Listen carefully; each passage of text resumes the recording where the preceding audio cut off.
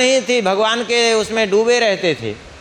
देखिए, वो भगवान के भजन में डूबा रहे तो वैसे ही स्वाभाविक रूप से सारी चिंता दूर हो जाती है, आनंद ही आनंद रहता है।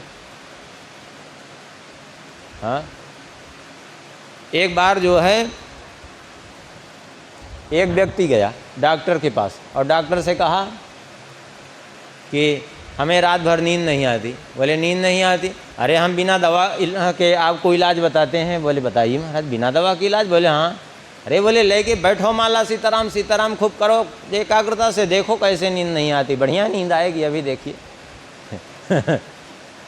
क्यों आती है नींद? क्योंकि मन एकाग्र हो जाता है, सारी चिंता दूर हो जाती है, आनंद इतना आने लगता है कि स्वाभाविक नींद आने लगती है। अभी वैसे लेटे रहिए, नींद नहीं आएगी, और भजन करने लगिए, देखिए फिर बढ़िया नींद आती है कि नहीं। क्यों? क्योंकि भजन से सारी चिंता दूर हो जाती है। चिंता के कारण लोगों को नींद नहीं आती, गोली खानी पड़ती है, और भजन करें तो चिंता दूर हो जाए। चिंता दूर हो जाएगी तो फिर नींद अपने आप आएगी। होता है कि नहीं? जिनको नींद ना आती हो, लेटने से भी, उनको भी भजन करते समय नींद आती है, क्योंकि निश्चिंत हो जाता है आदमी। तो निश्चिंत रहते थे, इसलिए जो है बिल्कुल हृष्ट पुष्ट रहते थे। और किसी को चिंता हो ना, चिंता लगी हो तो उसको खूब रोज़ बादाम का हलवा खिलाइए आप, कुछ नहीं होगा, वो दिन प्रतिदिन सूखता जाएगा वो। हाँ, एक घटना है इस प्रकार। एक पंडित जी थे, पंडित जी और राजा एक था, पंडित जी विद्वान थे, राजा उनसे हट पड़ गया।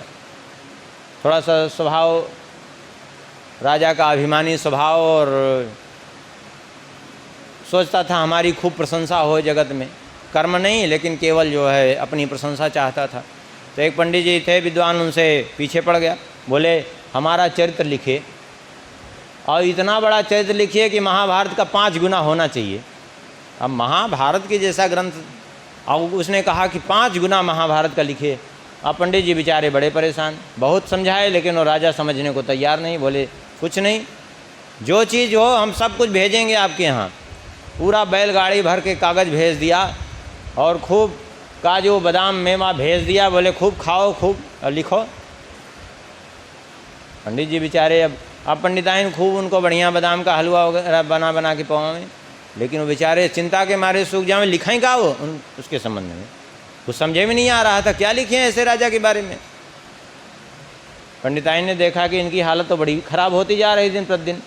तो पंडिताइन ने एक दिन जो है एक रास्ता निकाला, पहुंची राजा के पास। राजा रानी बैठे थे, कहा हमको राजा रानी से एकांत में महल में ही मिलना है। बुलाए, क्या बात है? बोले बात यह है कि एक समस्या खड़ी हो गई है। पंडिताइन ने कहा एक समस्या खड़ी हो गई है पंडित जी के सामने। समस्या क्या खड़ी हो गई है? बोले समस्या ये खड़ी है कि पंडित जी ने हमको भेजा है पूछने के लिए कि रानी के केवल 25 पति ही लिखना है कि और भी ज़्यादा बढ़ाना है। इतना सुनकर के रानी और राजा के तो होश उड़ गए। बोली क्या कह रहे हो? क्या कहा पंडित जी? 25 पति कैसे? रानी ने कहा 25 पति हमारे कैसे? बोले 25 तो लिख गए हैं, ये पूछा है कि अगर और ज़्यादा बढ़ाना हो तो और भी नाम जोड़ दिए जाएं। राजा ने कहा ये क्या बदतमीजी है, 25 पति कैसे रानी के लिख दिए? बोले देखो महाभारत का 5 गुना ग्रंथ लिखना है ना, तो द्रौपदी के 5 पति थे,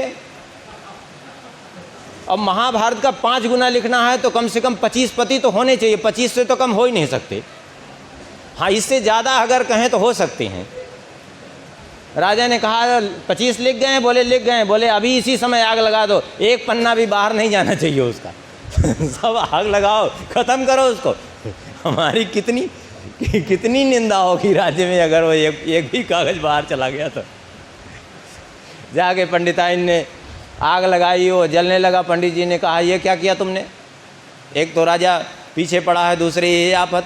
बोले वो सब ठीक हो गया। सारी बात बताई, पंडित जी की चिंता दूर हो गई। तो उन्हीं पंडित जी को भी सूखी रोटी भी काम करने लगी। हाँ, चिंता जो है इतनी खतरनाक होती है, किसी को भी लग जाए छोड़ती नहीं। बढ़िया से बढ़िया चीज़ खाइए, चिंता सब सुखा के भस्म कर देगी।